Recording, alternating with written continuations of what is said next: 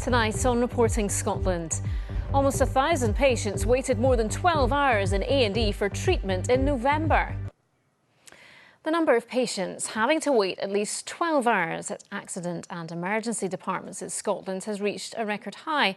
Well, our health correspondent Fiona Walker is here to tell us more. Fiona, we hear a lot about waiting times. What's the latest today? Yeah, well, we've got used to health boards missing the government targets for A&E waiting times. I mean, so much so that it's become the norm, and today's no different. But those targets are for waiting 4 hours. What we're talking about today is the really long waits of 12 hours or more, and it's those that are record-breakingly high. So that's the kind of thing where you hear about patients lying around in trolleys and getting treatment in corridors. So we now know that there are nearly 1,000 patients who had to wait that long in November alone. We already know by looking at other data that for December, those figures are going to be higher. They're already over 1,000. And just for comparison, if you look at last November, they're 5 times higher this year.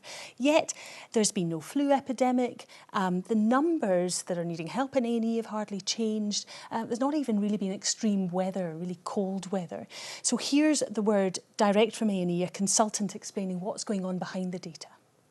We know the number of acute beds have decreased over the past 5 years, and also we know that we're struggling to fill all the workforce gaps. Does it put lives at risk? If people are having long waits, there's worldwide evidence that would suggest that there is some increase in morbidity and mortality. There isn't necessarily always a direct causation, but any time the system is this overloaded, then there will be some people who may not survive who would have been predicted to.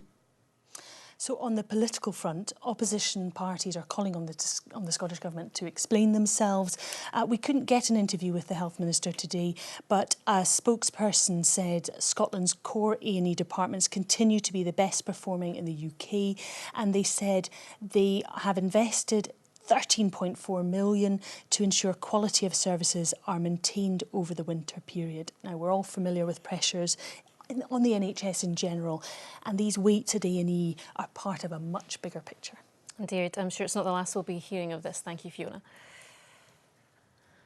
There's a row brewing tonight between Holyrood and Westminster over tax and spending. It developed as the Chancellor announced he won't spell out his budget plans until March the 11th. Scottish ministers and councils said that didn't leave them nearly enough time to work out their own detailed proposals before the new financial year in April. This from our political editor, Brian Taylor.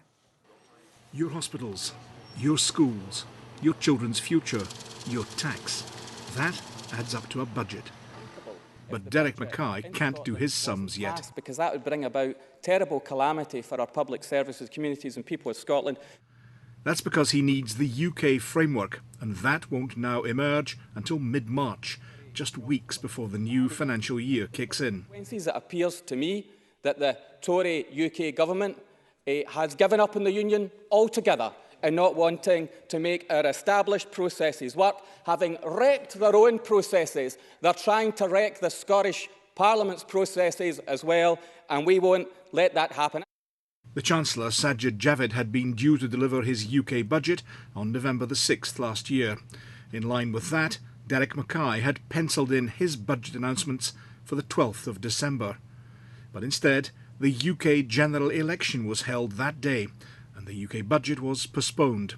It had been expected in February, but now won't be delivered until March the 11th, the very day when Scottish councils legally have to set out their plans. Local government is a huge local employer. It spends a lot of money in local areas as well, and all that will be at risk if we don't know how much money we have to spend going forward. In the Commons, the Chancellor was challenged directly by the SNP's Alison Thewlis. The Chancellor has given absolutely no thought to Scotland at all. Chancellor!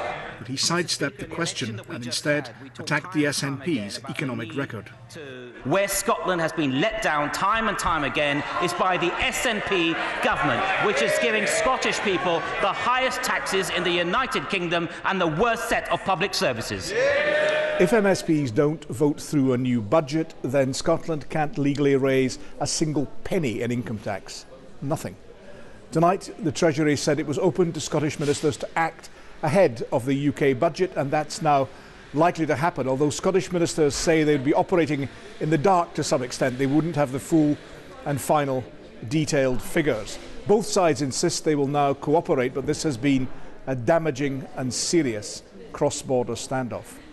Brian Taylor, reporting Scotland, Holyrood.